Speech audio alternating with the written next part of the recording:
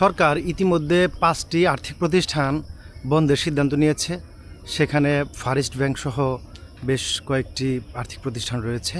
তো ইসলামী ব্যাংকের এই যে পরিচালনা পরিষদের যে পরিবর্তনের ফলে এখন গ্রাহকগণ কিন্তু হুমড়ি খেয়ে পড়ছে তাদের নিজেদের টাকা উত্তোলনের ব্যাপারে। তো আসলে ব্যাংকিং খাতে যে আবার যে অস্থিরতা শুরু হয়েছে, এই অস্থিরতা যদি অব্যাহত থাকে তাহলে গ্রাহকের আস্থা আসলে কোন পর্যায়ে গিয়ে ঠেকবে সেটি বলা মুশকিল।